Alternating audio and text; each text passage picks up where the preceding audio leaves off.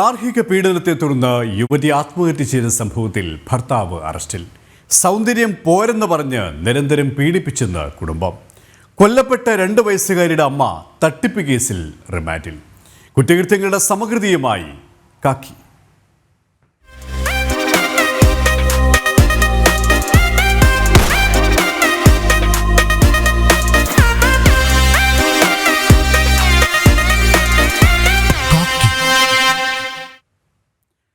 കോട്ടയം മണർക്കാട് പാമ്പാടി ബൈപ്പാസിന് സമീപത്തെ വ്യാപാരികൾ ഒരു കള്ളനെ കൊണ്ട് വലഞ്ഞിരിക്കുകയാണ്. നിരന്തരമായ മോഷണം, താൽക്കാലിക ഷെഡുകളിൽ കച്ചവടം നടത്തുന്ന സാധാരണക്കാരായ വ്യാപാരികളെ ദുരിതത്തിലാക്കി കഴിഞ്ഞു.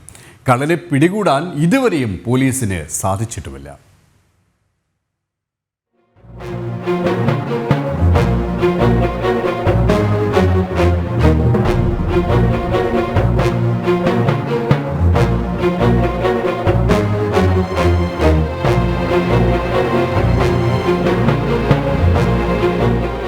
ഒരു വല്ലാത്തൊരു കള്ളൻ തന്നെയാണ് ഇത്. ഒരു ഷോപ്പിംഗ് നടത്താൻ എന്ന വണ്ണം എത്തുന്നു, വീട്ടിലേക്ക് ആവശ്യമായിട്ടുള്ള സാധനങ്ങൾ എടുത്ത് മടങ്ങുന്നു. പഴങ്ങൾ, പച്ചക്കറികൾ, വസ്ത്രങ്ങൾ, സിഗരറ്റുകൾ ഇവയെല്ലാം എടുത്തുകൊണ്ടാണ് മടക്കം. ആഴ്ചകൾക്കകം വീണ്ടും ആവർത്തിക്കുന്നു. ഈ തീർത്തും സാധാരണക്കാരായ ഈ കച്ചവടക്കാർക്ക് വലിയ പൊല്ലാപ്പാണ് ഈ കള്ളൻ മുഖേന ഉണ്ടായിരിക്കുന്നത്. ഇതിപ്പോൾ 4-5ാമത്തെ പൂട്ടാണ്. 5 പ്രാവശ്യമായി. കാരണം ഇത് ഓരോ പ്രാവശ്യം മാറുക. 2-3 ദിവസം കഴിയും പിന്നെ ഇതുപോലെ തന്നെ തല്ലിപ്പറിച്ചുകൊണ്ട് പോവുക. പിന്നെ ഈ തുടലും എല്ലാം കൊണ്ടുപോവുക. എന്നിട്ട് ഇതിൻ്റെ അകത്ത് കയറി എടുക്കാവുന്ന സാധനങ്ങൾ മുഴുവൻ അവരെടുത്തുകൊണ്ട് പോവുക. ഒരു നിവൃത്തിയില്ല ജീവിക്കാൻ. സത്യം മാർഗമില്ലാത്തതുകൊണ്ടാണ്. എന്തെങ്കിലും ഒരു തീരുമാനം ഉണ്ടായി കിട്ടിയാൽ നല്ലത്. അല്ലെ ആത്മഹത്യ മാത്രമേ പറ്റുള്ളൂ, അല്ല രക്ഷയില്ല. ഇവരെ കൊണ്ട് പോലെ മടുത്ത് പിന്നെ ഒരു ആണായി പോയിട്ട് കരയാൻ പറ്റത്തോട് കരയാതിരിക്കുന്ന ആ ഒരവസ്ഥയിലാണ്. ഒന്നാമത് എനിക്ക് അറ്റാക്ക് വന്നാൽ എനിക്ക് വേറെ ജോലിയൊന്നും ചെയ്യാൻ പറ്റില്ല. അപ്പോൾ കാല് പൊട്ടിയിട്ട് അതുപോലും മരുന്ന് വെക്കാൻ ഇന്നലെ ഞാൻ പോയില്ല. കാരണം കാശില്ല. ഇതിന് മുടക്കിയ പൈസ വേണം ആശുപത്രി കൊടുക്കാൻ. എല്ലാവരും കൊണ്ട് പോയില്ല. സിഗരറ്റും സോഡായും മുറുക്കാനും വിൽക്കുന്ന ഷാജി ചേട്ടന് ഇനിയും പൂട്ടുമാറിയിടാൻ വയ്യ. വീണ്ടും ഒരു നഷ്ടം താങ്ങാനുമാവില്ല. അങ്ങേയറ്റം നിസ്സഹായതയിൽ നിന്നാണ് ഈ വാക്കുകൾ. ഒന്നെങ്കിൽ ഗവൺമെന്റ് ഒരു തീരുമാനം എടുത്ത് കൊല്ലുക, എന്തൊരു ഇഞ്ചക്ഷൻ എടുത്ത് കൊന്നേക്കട്ടെ, കുഴപ്പമില്ല. ഇതുപോലെ ജീവിക്കാൻ വലിയ പാടാല്ലാതെ. അല്ല എന്നാ ചെയ്യാനാ? ജീവിതം മടുത്ത് അതുകൊണ്ടാണ്. അല്ല വേറൊന്നും കൊണ്ട് ആരും ബുദ്ധിമുട്ടിപ്പിക്കാൻ പറയാൻ നല്ലത്. സത്യ കാരണം എൻ്റെ മനസ്സിൽ നിന്ന് വരുന്ന കാരണം രക്ഷയില്ലാത്തതുകൊണ്ടാണ്. ആത്മഹത്യ ചെയ്യുന്ന പീരിത്വമാണെന്ന് ഓർത്ത് ചെയ്യുന്നില്ല. ഞങ്ങൾ 2 പേരെ വിടാണ്ട് നിൽക്കുന്നത്. എവക്കും മേല എന്നാ ചെയ്യും? എവിടെ പോയി ജീവിക്കുക? എന്നാ തൊഴിൽ ചെയ്യും? വേറെ ചെയ്യാൻ സമ്മതിക്കുവരെ എങ്ങനെയാ? മണർകാട് പാമ്പാടി ബൈപ്പാസിൽ അടുത്തടുത്തായി 7ഓളം കടകളുണ്ട്. ഷീറ്റും മറ്റും ഉപയോഗിച്ച് കെട്ടിയുണ്ടാക്കിയ താൽക്കാലിക ഷെഡുകൾ. കുറഞ്ഞ വിലയ്ക്ക് നിത്യോപയോഗ സാധനങ്ങൾ വിൽക്കുന്ന തീർത്തും സാധാരണക്കാർ നടത്തുന്ന കച്ചവടം. ഇതും കൊണ്ട് ജീവിച്ചു പോരുന്ന ഇവരുടെ വില്ലൻ ഒരു കള്ളനാണ്. കടകളിൽ ഒരു ഷോപ്പിംഗ് എന്ന പോലെയാണ് വിരുദ്ധന്റെ മോഷണം. നഷ്ടപ്പെടുന്നത് രാത്രിയിലാണ് കൂടുതലും സംഭവിക്കുന്നത്. ഞങ്ങൾ രാത്രിയിൽ 8 മണിയാകുമ്പോൾ കട അടച്ചിട്ട് പോയി കഴിഞ്ഞാൽ നമുക്കിങ്ങനെ ഈ പടുത ഇടാനുള്ള സെറ്റപ്പേ ഉള്ളൂ. ഇവിടെ ഇട്ട് പോയി കഴിഞ്ഞാൽ രാവിലെ വരുമ്പോൾ ഈ കൊട്ട ഇത് നിറച്ച് വെച്ച് കഴിഞ്ഞാൽ രാത്രി നമ്മൾ നിറച്ചിടുന്ന രാവിലെ വന്നു കഴിഞ്ഞാൽ പകുതി കൊട്ട കാണത്തില്ല, സാധനം പകുതി പോകും. അതുപോലെ എല്ലാ സാധനങ്ങളും ആവശ്യമുള്ള വലുത് അത് അവിടുന്ന് വലിയ കവർ എടുക്കുക, ആ കവറിനകത്ത് നിറയ്ക്കുക, ആവശ്യമുള്ള സാധനം കൊണ്ടുപോകുക. കുറേ സാധനം ഇവിടെ ചിലപ്പോൾ രാത്രി വന്ന് പരവേശപ്പെട്ടൊക്കെ വന്ന് കയറുന്നെങ്കിൽ തണ്ണിമത്തനെടുക്കുക, അവിടെ ഇരുന്ന് മുറിച്ചിട്ട് കഴിക്കുക. പിന്നെ എന്തെങ്കിലും വിശപ്പ് കൂടുതൽ വന്നു കഴിഞ്ഞാൽ ആ സാധനം കൊണ്ട് ഇത് ഡ്രാഗൺ ഫ്രൂട്ട് അതെടുക്കുക, മുറിക്കുക, കഴിക്കുക. എന്നിട്ട് അപ്പുറം പൈസ ബോക്സ് ചെറുതൊരെണ്ണമുണ്ട്. അതിനകത്ത് പൈസ ചില്ലറ 1 രൂപ 2 രൂപ കിട്ടിയില്ലെങ്കിൽ അതിനകത്തോട്ട് വെള്ളം ഒഴിച്ചിട്ടേക്കുക. അതിനകത്തോട്ട് വെള്ളം ഒഴിച്ചാൽ ഈ ഓറഞ്ചിന്റെ മേളിൽ കയറി ഇരിക്കും. ഈ സാധനത്തിനൊക്കെ ഇങ്ങോട്ടൊക്കെ ഇതിന്റെ മേളിൽ കയറി എന്നുള്ള അവസ്ഥ ആലോചിച്ച് നോക്കി. അങ്ങനെയാണ് ഇവിടെ നഷ്ടപ്പെടുത്തി കിടന്നത്. ഒരുപാട് ദിവസമായി ഈ ലൈനിലുള്ള എല്ലാ കടകളിലും രാത്രി വരുന്ന ആരാണെങ്കിലും അത് വന്ന് ക്ലിയർ ആയിട്ട് നോക്കി ആവശ്യമുള്ള സാധനങ്ങൾ വീട്ടിൽ നിന്ന് വന്ന് എടുത്തുകൊണ്ട് പോകുന്നവരെ. പണമില്ലാത്ത പാവപ്പെട്ടവനാണെങ്കിൽ പകൽ വെട്ടത്ത് വന്നാൽ ആവശ്യമായ സഹായം നൽകാമെന്ന് വരെ പറയുന്നു ഇവർ. വ്യാപാരികൾ മണർകാട് പോലീസിൽ പരാതിപ്പെട്ടു. പക്ഷേ കള്ളനെ പിടിച്ചില്ല. ഉറക്കമിളച്ച് കാവൽ കിടന്നു. കള്ളൻ പിടികൊടുത്തില്ല. തുടർച്ചയായ മോഷണം ഇവരെ വല്ലാതെ തകർത്തു. ഇനി ഇവർക്ക് ആരാണ് രക്ഷ?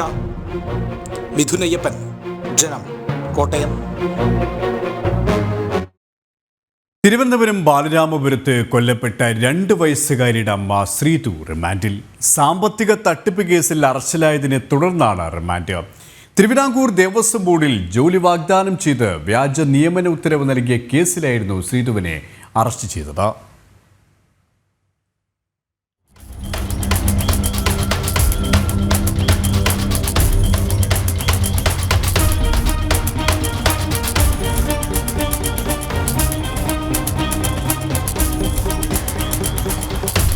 സാമ്പത്തിക തട്ടിപ്പ് നടത്തിയതിന് 10 പരാതികളാണ് ശ്രീധുവിനെതിരെ ലഭിച്ചത്. റൂറൽ SP-യുടെ നേതൃത്വത്തിൽ പകൽ മുഴുവൻ നീണ്ടുനിന്ന ചോദ്യം ചെയ്യലിനൊടുവിലാണ് ഒരു പരാതിയിൽ അറസ്റ്റ് രേഖപ്പെടുത്തിയത്. ബാലരാമപുരം സ്വദേശി ഷിജുവിന്റെ പരാതിയുടെ അടിസ്ഥാനത്തിലാണ് നടപടി. ഷിജുവിൽ നിന്ന് 10 ലക്ഷം രൂപ വാങ്ങി ബോർഡിൽ ഡ്രൈവറായി വ്യാജ നിയമന ഉത്തരവ് നൽകുകയായിരുന്നു. ദേവസ്വം സെഷൻ ഓഫീസർ എന്ന പേരിലാണ് ശ്രീധു നിയമന ഉത്തരവ് തയ്യാറാക്കിയിരിക്കുന്നത്. ഈ മരണപ്പെട്ട കുട്ടിയുടെ അമ്മ ശ്രീധു, അവരുടെ പേരിൽ ഷിജു എന്ന് പറഞ്ഞ ആളൊരു പരാതി നൽകി. ആ പരാതിയിൽ 10 ലക്ഷം രൂപ അവർ ചീറ്റ് ചെയ്തെന്നുള്ളൂ ആണ് പരാതി. മറ്റ് 9 പരാതികളും പോലീസ് പരിശോധിച്ചു വരികയാണ്. ഇതിൽ പ്രാഥമിക അന്വേഷണം നടത്തിയതിനു ശേഷമായിരിക്കും കേസ് രജിസ്റ്റർ ചെയ്യുക. എല്ലാ പരാതികളും ദേവസ്വം ബോർഡ് നിയമനവുമായി ബന്ധപ്പെട്ടതല്ല എന്ന് SP വ്യക്തമാക്കി. കുഞ്ഞിന്റെ മരണം സംബന്ധിച്ച ദുരൂഹത അന്വേഷിക്കുന്നതിനിടയിലാണ് തട്ടിപ്പ് പരാതികൾ പോലീസിന് മുന്നിൽ എത്തിയത്. 2 വയസ്സുകാരിയുടെ കൊലപാതകത്തിൽ ഇപ്പോഴും പോലീസിനൊരു വ്യക്തത വരുത്താൻ സാധിച്ചിട്ടില്ല.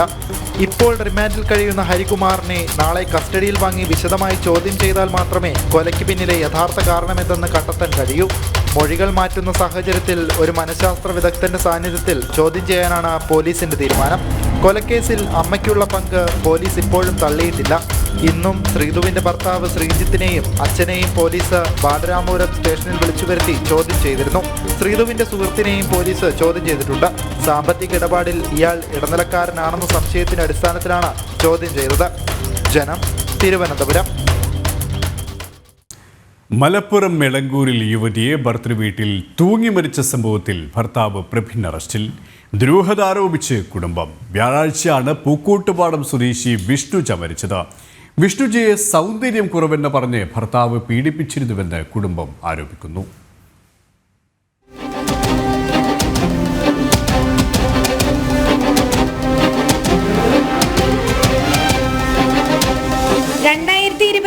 മെയ്യിലാണ് വിഷ്ണുജയും എളങ്കൂർ സ്വദേശി പ്രഭിനും തമ്മിലുള്ള വിവാഹം നടന്നത്. വിഷ്ണുജയെ സൗന്ദര്യം കുറവെന്ന് പറഞ്ഞ് ഭർത്താവ് പീഡിപ്പിച്ചിരുന്നുവെന്നാണ് ആരോപണം. സ്ത്രീധനം നൽകിയത് കുറവെന്ന് പറഞ്ഞു പീഡിപ്പിച്ചിരുന്നുവെന്നും ജോലിയില്ലെന്നും പറഞ്ഞും ഉപദ്രവമുണ്ടായിരുന്നതായും കുടുംബം പറയുന്നു.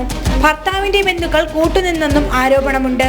ഭർത്താവിനും കുടുംബത്തിനുമെതിരെ നടപടി വേണമെന്നാണ് ആവശ്യം. മാനസികവും ശാരീരികമായിട്ടുള്ള പീഡനം, വളരെ കടുത്ത പീഡനം നേരിട്ടിരുന്നത് ഇപ്പോഴാണ് ഓരോന്നും നമ്മൾ അറിഞ്ഞത്. അതായത് അവളൊപ്പം പഠിച്ച കൂട്ടുകാരികളും ഒക്കെ പറഞ്ഞു, അവരൊക്കെ ഓരോന്നും എടുക്കാണ്ട് അത് കാര്യങ്ങളൊക്കെ ഉണ്ട്, തെളിവുകളൊക്കെ ഉണ്ട്.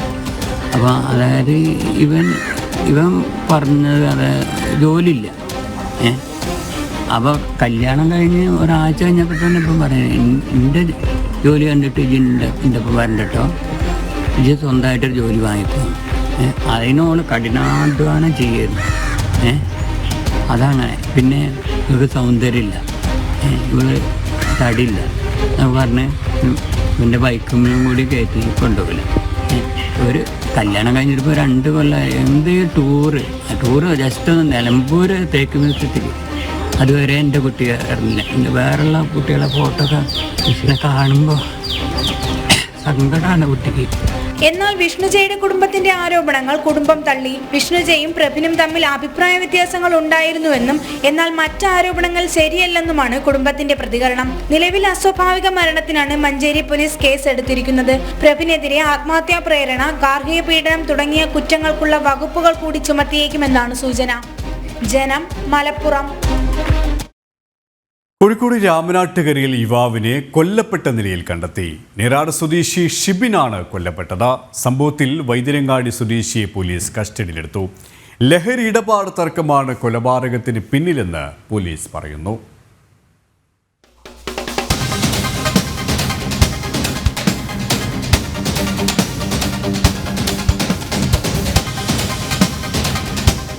രാവിലെ 10 മണിയോടെയാണ് രാമനാട്ടുകര ബൈപ്പാസിന് സമീപം ആളൊഴിഞ്ഞ പറമ്പിൽ മൃതദേഹം കണ്ടെത്തിയത്.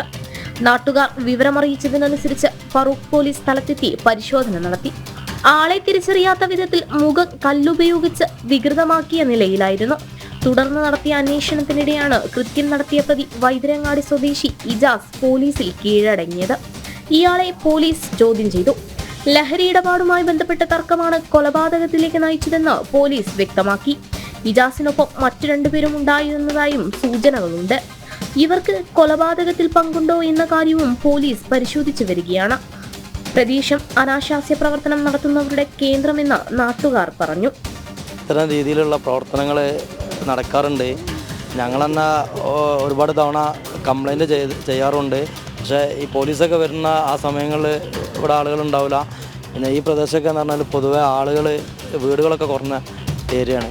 അതുകൊണ്ട് അങ്ങനെ ജനങ്ങൾ നടത്തൊക്കെ കുറവാണ്. അവർക്കൊക്കെ ഒരു സുഖമായ ഒരു സ്ഥലമാണ്. ലഹരി മാഫിയയുടെ താവളമാണ് പ്രദേശമെന്ന് നേരത്തെ തന്നെ നാട്ടുകാർ ബന്ധപ്പെട്ടവരെ അറിയിച്ചിരുന്നു. എന്നാൽ കൃത്യമായ ഇടപെടൽ ഉണ്ടാകാത്തതാണ് ഇത്തരത്തിൽ ആശങ്കപ്പെടുത്തുന്ന സാഹചര്യം ഒരുക്കിയത് എന്ന വിമർശനവും ശക്തമാവുകയാണ്. ജനം, കോഴിക്കോട്. പകുതി വിലയ്ക്ക് ഇരുചക്രവാഹനം നൽകാമെന്ന് വാഗ്ദാനം ചെയ്ത് കോടികളുടെ തട്ടിപ്പ് നടത്തിയതിന് മൂവാറ്റുപുഴയിൽ പിടിയിലായ തൊടുപുഴ സ്വദേശി അനന്തു കൃഷ്ണനെതിരെ ഇടുക്കിയിൽ വ്യാപക പരാതി. ജില്ലയിലെ വിവിധ സ്റ്റേഷനുകളിൽ നിരവധി വീട്ടമ്മമാരാണ് പരാതി നൽകിയിരിക്കുന്നത്. സീഡ് എന്ന പേരിൽ സൊസൈറ്റി രൂപീകരിച്ചാണ് അനന്തു തട്ടിപ്പ് നടത്തിയിരുന്നത്.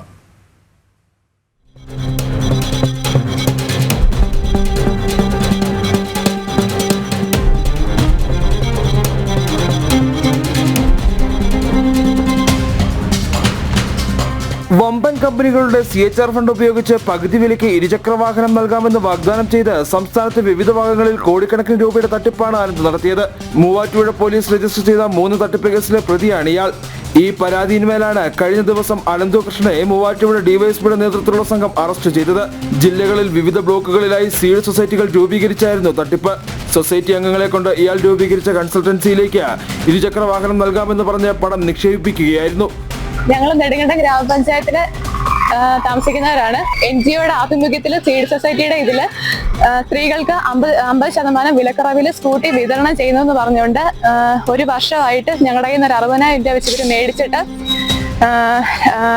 3 മാസത്തിനകം വണ്ടി കൊടുക്കുമെന്ന് പറഞ്ഞാണ് ആൾക്കാർ ഞങ്ങളുടെ കയ്യിൽ നിന്ന് പൈസ മേടിച്ചത്. ഇതിന്റെ പ്രൊമോട്ടർമാരും കോർഡിനേറ്റർമാരും സീഡ് സൊസൈറ്റിയുടെ സെക്രട്ടറി പ്രസിഡന്റ് ഉൾപ്പെടെ ഉള്ളവരാണ് ഞങ്ങളെ ഇതിലേക്ക് കൊണ്ടുവന്നിട്ട് ഞങ്ങളെ കൊണ്ട് 3 മാസത്തിനകം വണ്ടി തരാം എന്ന് പറഞ്ഞാണ് ഞങ്ങളെ ഇതിലേക്ക് വിളിച്ചത്. 3 മാസത്തിന് ശേഷം വണ്ടി കൊടുക്കുകയോ ഇതിന്റെ കറക്റ്റ് ആയിട്ടുള്ള ഒരു അപ്ഡേറ്റ് നമുക്ക് തരാതിരിക്കുകയും ചെയ്തു. ചോദിക്കുമ്പോൾ ഇവര് സീഡ് സൊസൈറ്റി അത് ചെയ്തു സീഡ് സൊസൈറ്റി ചെയ്ത പഴയ കാര്യങ്ങൾ എടുത്തിടുകയും എന്നാൽ ഈ ഇതിലൊരു തട്ടിപ്പാന്ന് നമ്മൾ മനസ്സിലായി. നമ്മൾ മുന്നോട്ട് വരുമ്പോൾ നിങ്ങൾ എന്തിനാ ഇതുമായിട്ട് മുന്നോട്ട് പോകുന്നത്, ചെയ്തു തരുമെന്ന് പറഞ്ഞ് നമ്മളെ ഇതിലായിട്ട് ഒഴിവാക്കുകയൊക്കെ ചെയ്തു. സംസ്ഥാനത്തെ എല്ലാ ബ്ലോക്കിന് കീഴിലും ഇത്തരം സൊസൈറ്റികൾ പ്രതി രൂപീകരിച്ചിട്ടുണ്ട്.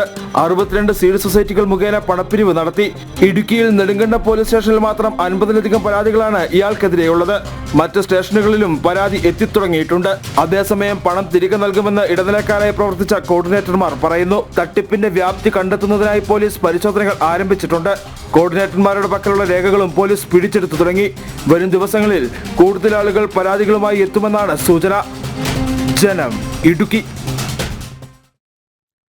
നെന്മാറ ഇരട്ടക്കൊലപാതകത്തിലെ പ്രതി ചെന്താമരയുമായി പോലീസ് ചൊവ്വാഴ്ച തെളിവെടുപ്പ് നടത്തും. ഇതിനായി പോലീസ് നാളെ കസ്റ്റഡി അപേക്ഷ സമർപ്പിക്കും. 100ഓളം വനിതാ പോലീസുകാരെ ഉൾപ്പെടെ വൻ സുരക്ഷാ സന്നാഹമാണ് തെളിവെടുപ്പിനായി സജ്ജമാക്കുന്നത്.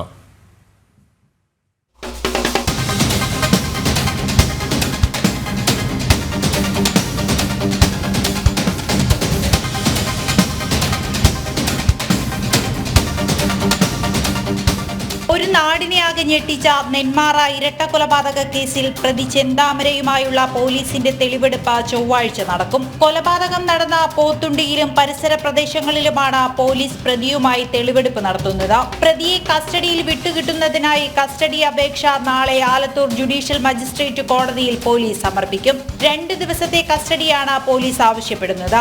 തെളിവെടുപ്പിനായി 100ഓളം വനിതാ പോലീസുകാർ, ഡ്രോൺ നിരീക്ഷണം ഉൾപ്പെടെ വൻ സുരക്ഷാ സന്നാഹവും പോലീസ് ഏർപ്പെടുത്തുന്നുണ്ട്.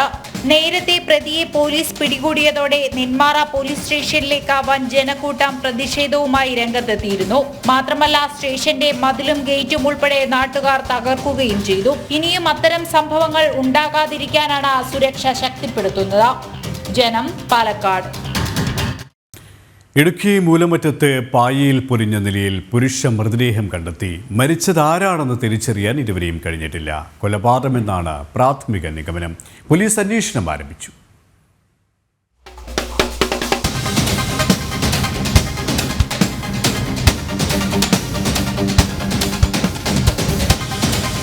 തേക്കിൻകൂപ്പിൽ നിന്ന് ദുർഗന്ധം വമിച്ചതോടെ സംശയം തോന്നിയ നാട്ടുകാരാണ് പോലീസിൽ വിവരം അറിയിച്ചത്. തുടർന്ന് നടത്തിയ പരിശോധനയിലാണ് പ്ലാസ്റ്റിക് പായിൽ പൊതിഞ്ഞ നിലയിൽ മൃതദേഹം കണ്ടെത്തിയത്. മൃതദേഹത്തിന് 3 ദിവസത്തിലേറെ പഴക്കമുണ്ട്. ആളെ തിരിച്ചറിയാൻ കഴിയാത്ത വിധം മൃതദേഹം ജീർണിക്കുകയും ചെയ്തിരുന്നു. മേഖലയിൽ നിന്നും കാണാതായവരെ കേന്ദ്രീകരിച്ചാണ് പോലീസ് അന്വേഷണം നടത്തുന്നത്. കോട്ടയം മേലുകാവിൽ നിന്ന് കാണാതായ ആളുടെ മൃതദേഹമാണോ എന്ന സംശയത്തിലാണ് പോലീസ് ഉള്ളത്. ഈ വ്യക്തി നിരവധി ക്രിമിനൽ കേസുകളിൽ പ്രതിയാണ്. ഇയാൾക്കെതിരെ പോലീസ് കാപ്പയും ചുമത്തിയിരുന്നു. കൊലപാതകത്തിന് പിന്നിൽ ക്രിമിനൽ സംഘങ്ങൾ തമ്മിലുള്ള വൈരാഗ്യമാണോ എന്ന സംശയത്തിലാണ് നിലവിൽ പോലീസ്. ഫോറൻസിക് വിദഗ്ധർ സ്ഥലത്തെത്തി പരിശോധന നടത്തി. മൃതദേഹം ആരുടേതെന്ന് തിരിച്ചറിയാൻ DNA പരിശോധനയടക്കം നടത്തും. ജനം, ഇടുക്കി. കൊച്ചിയിൽ ബംഗ്ലാദേശികൾക്ക് താമസ സൗകര്യമൊരുക്കിയ കോൺഗ്രസ് പ്രാദേശിക നേതാവ് അറസ്റ്റിലായി. പറവൂർ ചിറ്റാറ്റുകര മണ്ഡലം വൈസ് പ്രസിഡന്റ് ഹർഷാദ് ഹുസൈനെയാണ് പ്രത്യേക അന്വേഷണ സംഘം അറസ്റ്റ് ചെയ്തത്.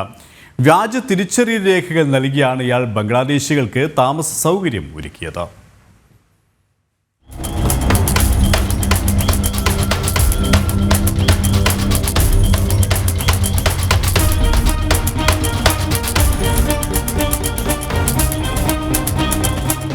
കഴിഞ്ഞ ദിവസമാണ് സംസ്ഥാനത്തേക്ക് നുഴഞ്ഞുകയറിയ 27 ബംഗ്ലാദേശികളെ പ്രത്യേക അന്വേഷണ സംഘം ഓപ്പറേഷൻ ക്ലീനിന്റെ ഭാഗമായി കൊച്ചിയിൽ അറസ്റ്റ് ചെയ്തത്.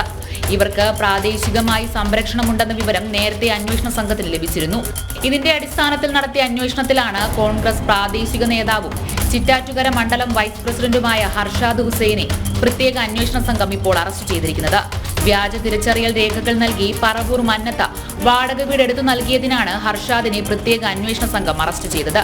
ഹർഷാദ് ബോധപൂർവമാണ് ഇത് ചെയ്തതെന്നാണ് പോലീസ് സംശയിക്കുന്നത്. ബംഗ്ലാദേശികളാണെന്നുള്ള വിവരം ഹർഷാദിന് അറിയാമായിരുന്നുവെന്നും താമസിച്ചിരുന്നവരിൽ പലരും ഇക്കാര്യം ഹർഷാദിനോട് പറഞ്ഞതായും പോലീസ് വ്യക്തമാക്കി. പിടിയിലായ ബംഗ്ലാദേശ് സ്വദേശികൾക്ക് തീവ്രവാദ ബന്ധങ്ങൾ ഉണ്ടോ എന്ന കാര്യം അന്വേഷണം നടന്നുവരുന്നതായി പോലീസ് അറിയിച്ചു. ജനം, കൊച്ചി. CPM MLAയും ചലച്ചിത്ര താരവുമായ M. മുകേഷിനെതിരായ ബലാത്സംഗ കേസിൽ കുറ്റപത്രം സമർപ്പിച്ച് പ്രത്യേക അന്വേഷണ സംഘം. മുകേഷിനെതിരെ ഡിജിറ്റൽ തെളിവുകളുണ്ടെന്ന് SIT. പീഡനത്തിന് പുറമെ ലൈംഗിക അതിക്രമത്തിന്റെ വകുപ്പും ചുമത്തിയാണ് കുറ്റപത്രം നൽകിയിരിക്കുന്നത്.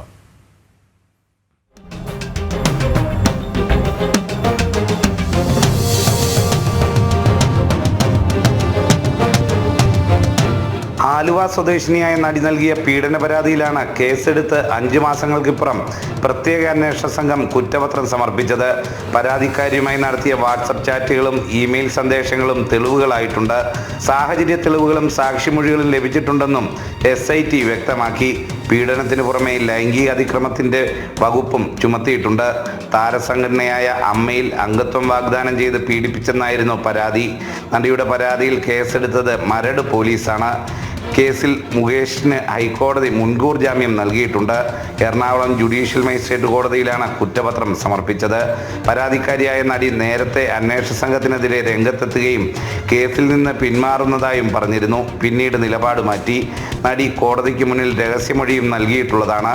കുറ്റപത്രത്തിൽ മുകേഷിനെതിരെ കൃത്യമായ തെളിവുകളുണ്ടെന്ന തരത്തിൽ അന്വേഷണ സംഘം ആത്മവിശ്വാസം പ്രകടിപ്പിക്കുമ്പോഴും മുകേഷ് MLA സ്ഥാനത്ത് തുടരട്ടെ എന്നതാണ് CPM നിലപാട്. മണിയൻപിള്ള രാജു, ശ്രീകുമാർ മേനോൻ എന്നിവർക്കെതിരായ പരാതിയിലും പ്രത്യേക അന്വേഷണ സംഘം കുറ്റപത്രം സമർപ്പിച്ചു. ഇതുവരെ 7 കേസുകളിലാണ് പ്രത്യേക അന്വേഷണ സംഘം കുറ്റപത്രം സമർപ്പിച്ചത്. ജനം, കൊച്ചി. ബലാത്സംഗ കേസിൽ തെളിവുകളുണ്ടെന്ന് കുറ്റപത്രം സമർപ്പിച്ച സാഹചര്യത്തിൽ M. മുകേഷ് MLA ആയി തുടരുന്നത് ശരിയല്ലെന്ന പരാതിക്കാരി. പ്രത്യേക അന്വേഷണ സംഘം കൃത്യമായി ഇടപെട്ടു. കൂടാതെ ഡിജിറ്റൽ തെളിവുകൾ നിർണായകമായി. നീതി ലഭിക്കുമെന്ന പ്രതീക്ഷയുണ്ടെന്നും ജീവന് ഭീഷണി നേരിട്ടുവെന്നും ആലുവ സ്വദേശിനിയായ നടി മാധ്യമങ്ങളോട് പ്രതികരിച്ചു. ഇതെല്ലാം നമ്മുടെ SIT ടീം എൻ്റെ ഫോണിൽ നിന്ന് ഞാൻ പോലും അറിഞ്ഞില്ല. ഈ മുകേഷ് ചേട്ടനോ മറ്റുള്ള ഇമെയിലിലും ഇതെല്ലാം അവർ റിട്രീവ് ചെയ്തെടുത്തു. അതിനകത്തുണ്ട് ഞാൻ ചെയ്ത മെസ്സേജുകളും എല്ലാം. അപ്പോൾ ഇത് കേസ് നടന്നുകൊണ്ടിരിക്കുകയാണ്. ഞാൻ എല്ലാം തുറന്നു പറയുന്നില്ല.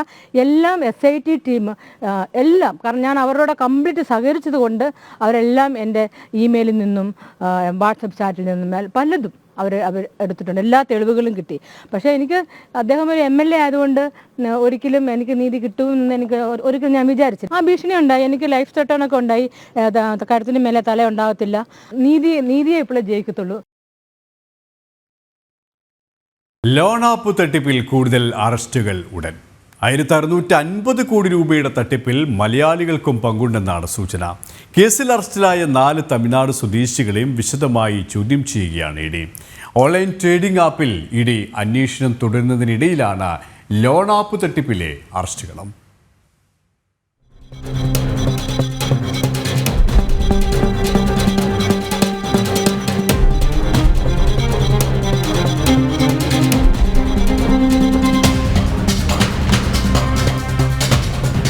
ഓൺലൈൻ തട്ടിപ്പ് കേസിൽ തമിഴ്നാട് കാഞ്ചീപുരം സ്വദേശികളായ ഡാനിയൽ സെൽവകുമാർ, കതിരവൻ രവി, ആൻഡോ പോൾ പ്രകാശ്, അലൻ സാമുവൽ എന്നിവരായിരുന്നു അറസ്റ്റിലായിരുന്നത്.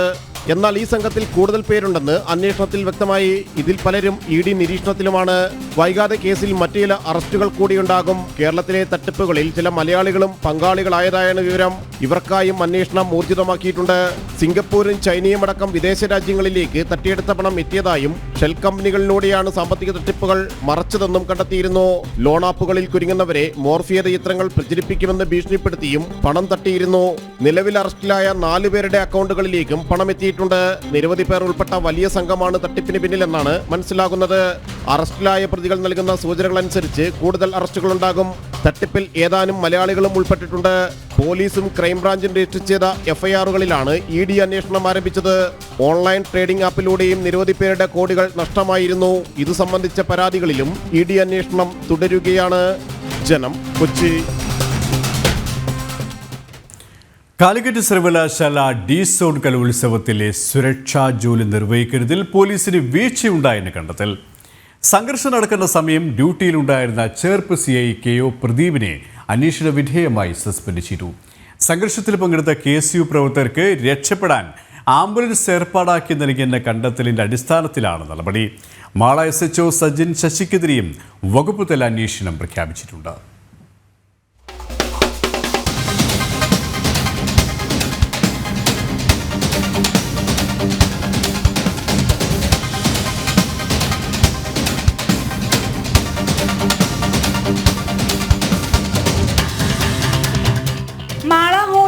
കോളേജിൽ നടന്ന കലോത്സവത്തിനിടയിലുണ്ടായ സംഘർഷം നിയന്ത്രിക്കുന്നതിൽ പോലീസിന് ഗുരുതര വീഴ്ചയുണ്ടായെന്ന് കണ്ടെത്തൽ. ഉന്നത പോലീസ് ഉദ്യോഗസ്ഥർക്ക് ലഭിച്ച പരാതിയും സ്പെഷ്യൽ ബ്രാഞ്ച് റിപ്പോർട്ടും പരിഗണിച്ച് നടത്തിയ അന്വേഷണത്തിലാണ് പോലീസ് വീഴ്ച വ്യക്തമായത്. സ്പെഷ്യൽ ബ്രാഞ്ച് DYSPയുടെ റിപ്പോർട്ട് കൂടി പരിഗണിച്ചാണ് ചേർപ്പ് CI KO പ്രദീപിനെ സസ്പെൻഡ് ചെയ്തത്. SFI പ്രവർത്തകനെ ആക്രമിച്ച KSU നേതാക്കളെ രക്ഷപ്പെടാൻ സഹായിച്ചത് ചേർപ്പ് CI ആണെന്ന് special branch DYSP Abdul Basheer നടത്തിയ അന്വേഷണത്തിൽ കണ്ടെത്തിയിരുന്നു. രക്ഷപ്പെടുന്ന വഴിയിൽ പ്രതികൾക്കെതിരെ മറ്റൊരു ആക്രമണം ഉണ്ടാകുന്നതിനും CIയുടെ നടപടി കാരണമായെന്നും DYSPയുടെ റിപ്പോർട്ടിലുണ്ട്. എന്നാൽ പരിക്കേറ്റ പ്രവർത്തകരെ ആശുപത്രിയിലേക്ക് മാറ്റാനാണ് ആംബുലൻസ് എത്തിച്ചത് എന്നാണ് ഇതിന് വിശദീകരണമായി CI നൽകിയത്. അതേസമയം മാള സ്റ്റേഷൻ ഡ്യൂട്ടിയിലുണ്ടായിരുന്ന SHO സജിൻ ശശിയെ ഒഴിവാക്കി ഒരാൾക്കെതിരെ മാത്രം നടപടി സ്വീകരിച്ചതിൽ പോലീസ് സേനയ്ക്കുള്ളിൽ പ്രതിഷേധം ശക്തമാവുകയാണ്. ഇതേ തുടർന്ന് SHO സജിൻ ശശിക്കെതിരെയും നോർത്ത് സോൺ IG അന്വേഷണത്തിന് നിർദ്ദേശം നൽകിയിട്ടുണ്ട്. ജനം, തൃശൂർ. കുറ്റകൃത്യങ്ങളുടെ വാർത്തകളുമായി നാളെ വീണ്ടും കാണാം. കാക്കി സൈനിങ് ഓഫ് KP.